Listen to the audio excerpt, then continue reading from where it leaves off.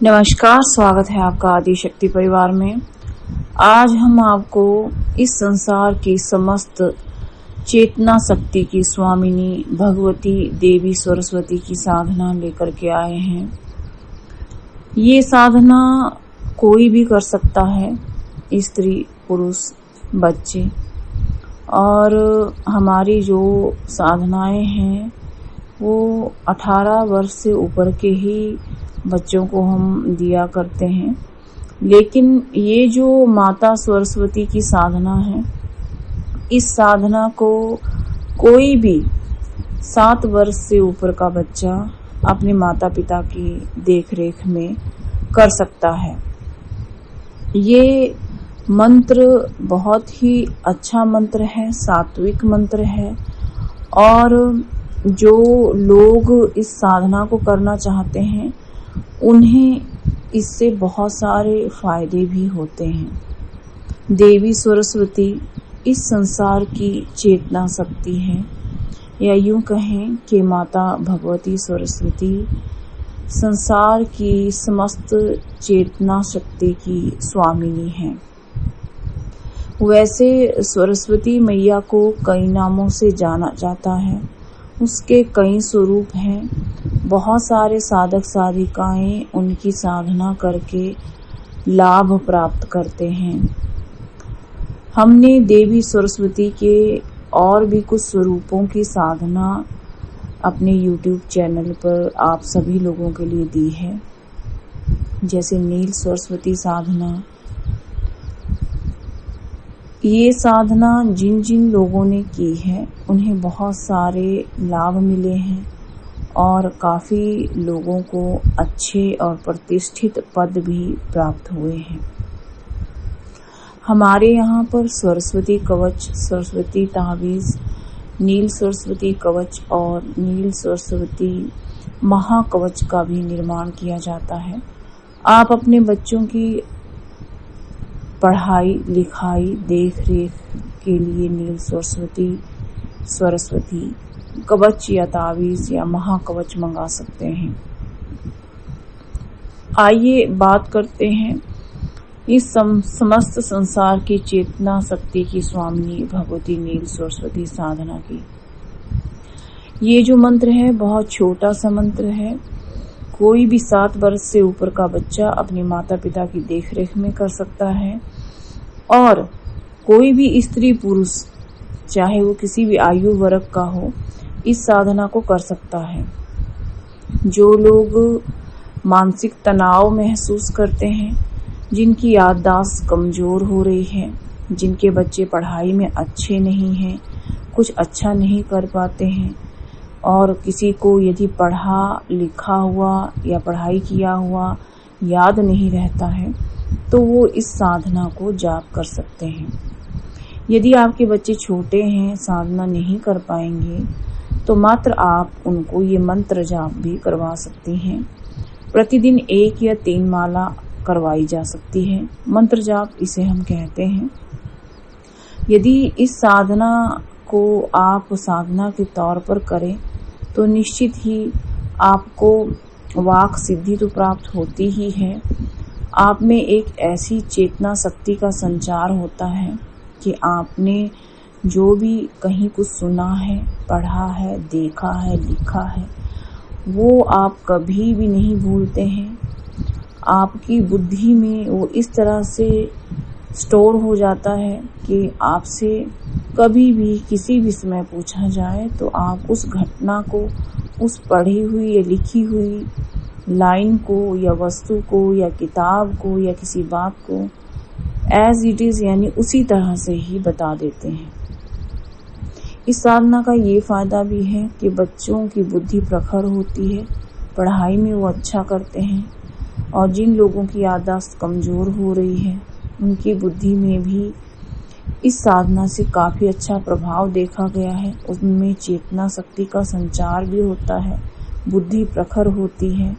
माता सरस्वती की कृपा हो जाए तो वाक सिद्धि की प्राप्ति होती है। और जो लोग ये साधना करते हैं उनके लिए ये बहुत ही प्रभावशाली मंत्र है। पूरी निष्ठा, आस्था और सुचिता के साथ ही माता सरस्वती का मंत्र जाप करना चाहिए, क्योंकि ये देवी वाणी की देवी है, बुद्धि की देवी है, ध्यान की देवी है, सम्मोहन की देवी है। तो निश्चित ही साधक को सुचिता यानी कि शुद्धता का विशेष ध्यान रखना चाहिए। वैसे भी ये साधना पूर्णतः सात्विक है। आइए बात करते हैं कि ये साधना कैसे करें। ये साधना या मंत्र जाप कोई लंबा नहीं है, कोई बड़ा विधि विधान इसमें कुछ भी नहीं है। सिर्फ आपको विनियोग मंत्र का पाठ करना है, ध्यान स्तुति मंत्र का पाठ करना है और जो हम मूल मंत्र बताएंगे उसका आपको जाप करना है। यदि आप इस मंत्र का खाली जाप करना चाहते हैं तो विनियोग मंत्र पढ़ करके, ध्यान स्तुति मंत्र पढ़ करके 1 माला, 3 माला या 5 माला इसका जाप डेली भी कर सकते हैं। यदि आप इसका पूर्ण सिद्धि प्राप्त करना चाहते हैं, माता सरस्वती द्वारा प्रदत्त शक्तियां हासिल करना चाहते हैं, तो फिर आप इसको साधना के तौर पे कर सकते हैं। इसमें आपको जो है सिद्ध तुलसी की माला का इस्तेमाल करना है। सिद्ध पीला आसन इसमें आपका होना चाहिए और तुलसी माला का प्रयोग आपको इसमें करना चाहिए। और साधक को चाहिए कि सफेद चंदन का तिलक वो अपने माथे पर लगाए। आप चाहें तो इसमें सफेद चंदन की माला का भी इस्तेमाल कर सकते हैं। कई बार साधक पूछते हैं कि आपने साधना में 2-2 मालाओं का प्रयोग बताया है, तो कौन सी माला इसके लिए अच्छी है। तो अगर हम इस बात पे विचार करें कि तुलसी माला या सफेद चंदन माला में से आपको इस साधना में कौन सी माला का इस्तेमाल करना चाहिए, तो सफेद चंदन माला उत्तम रहती है। और अगर बच्चे ही हैं छोटे तो तुलसी माला का उपयोग भी किया जा सकता है। वैसे कई लोग दूसरा एक प्रश्न ये भी पूछते हैं कि जो जप माला है उसको क्या धारण किया जा सकता है। तो जो माला आप धारण करते हैं उससे आपको जप नहीं करना चाहिए। जो माला आप जाप में इस्तेमाल करते हैं उस माला को आपको धारण नहीं करना चाहिए, नहीं तो वो माला अशुद्ध हो जाती है। हाँ, यदि आप किसी माला पे जाप कर रहे हैं, उसका अब आप जाप में उपयोग नहीं करना चाहते हैं, नई सिद्ध माला का इस्तेमाल करना चाहते हैं, तो फिर आप उस माला को गले में धारण कर सकते हैं। क्योंकि यदि आपने ये निर्णय ले लिया है कि मुझे अब इस माला पे जप नहीं करना है, तो जाप माला को पहना नहीं जा सकता और पहनी हुई माला से जाप नहीं किया जा सकता। इसमें एक विशेष दोष लगता है, उसका हम किसी वीडियो में जिक्र करेंगे। और अब हम इस साधना की बात करते हैं। इस साधना में जो विनियोग मंत्र है, हाथ में थोड़ा सा जल लेकर के आपको विनियोग करना है। विनियोग मंत्र है ओम अस्य सरस्वती मंत्र से कणव ऋषि विराट छंदः वाग्वादिनी देवता ममा सर्वेष्ठ सिद्ध्यर्थे जपे विनियोग है। और जो जल आपके हाथ में है वो आपने पृथ्वी पर छोड़ देना है। ध्यान स्तुति मंत्र हम आपको जो लोग लिख कर के प्राप्त करना चाहते हैं वो हमें व्हाट्सएप कर सकते हैं।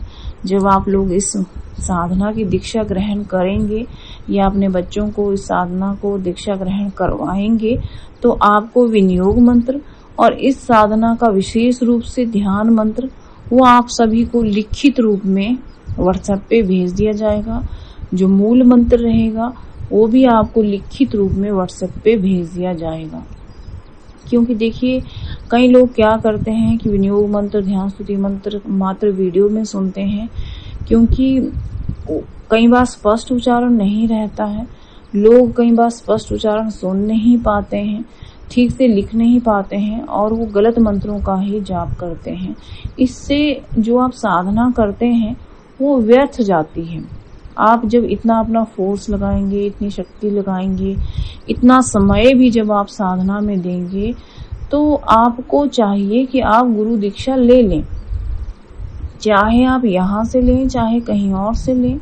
हम ये नहीं कहते कि आप हमारे यहाँ से ही दीक्षा लें, आप कहीं और से भी ले सकते हैं, लेकिन दीक्षा लेकर ही कोई मंत्र जाप आप करें।